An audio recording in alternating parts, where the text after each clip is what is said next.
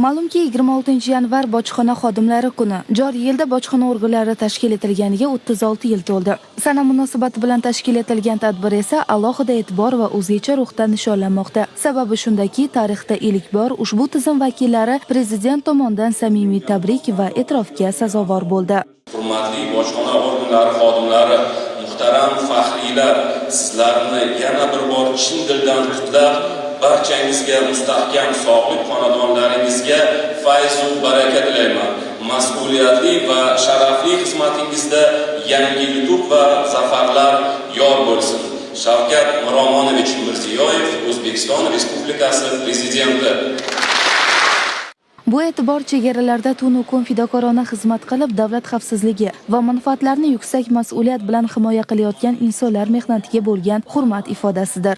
Bugun Davlat bojxona xizmati organlari xodimlari kuni munosabati bilan muhtaram prezidentimiz Shavkat Miromonovich Mirziyoyev bojxona sohasi xodimlariga yo'llagan tabriklarida bojxona institutining bevosita Jahon bojxona tashkilotining professional kadrlarini tayyorlash, PIKAR standartlari bo'yicha akkreditatsiyadan o'tgan ta'lim dargohi ekanligini alohida qayd etib o'tdilar.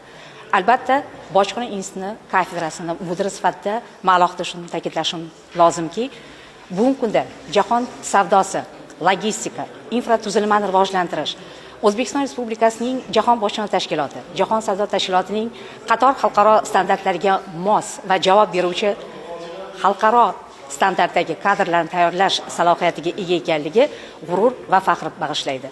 Tadbirda berilgan ma'lumotga ko'ra, 2025-yilda sohada jinoyatchilikni oldini olish borasida salmoqli natijalarga erishildi. Jumladan 1.2 trillion so'mlik tovarlarning noqonuniy aylanmasi bartaraf etilib, 1.8 tonna giyohvandlik vositalari hamda 1.1 tonna psixotrop va kuchli ta'sir etuvchi moddalarning noqonuniy muomalasiga chek qo'yildi. Shuningdek, amalga oshirilgan tub islohotlar natijasida bojxona rasmiylashtiruvi vaqti 40% ga qisqartirilib, deklaratsiyalarning 20% inson omilisiz amalga oshirilmoqda. Mazkur tajribalar xalqaro miqyosda ham e'tirof etilib, xorijiy davlatlar bojxona xizmatlarining qiziqishini oshirmoqda. Bugungi kunda O'zbekiston bojxonasida 8 ta xorijiy hamkor davlat bojxona xizmatlari bilan, shuningdek O'zbekiston Respublikasining 30 dan ortiq davlat idoralari bilan va 45 ta xalqaro aviakompaniyalar bilan ma'lumot almashish yo'lga qo'yilgan.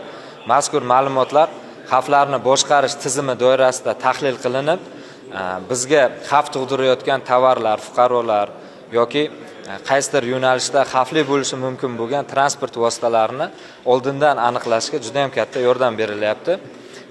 Yuqorida ta'kidlab o'tganingizdek, hozirda bojxona, O'zbekiston bojxonasini tajribasi xalqaro darajada e'tirof etilib, biz amalga oshirayotgan islohotlarni xorijiy davlatlar bojxona xizmatlari tomonidan o'rganishga ham bo'lgan intilish kundan kun ortib boryapti. O'tgan yili Xitoy Xalq Respublikasida bo'lib o'tgan seminarda ilk marotaba bojxona qo'mitasi nomidan men ishtirok etib, xavflarni aniqlash bo'yicha xalqaro ekspert maqomini olishga erishdim.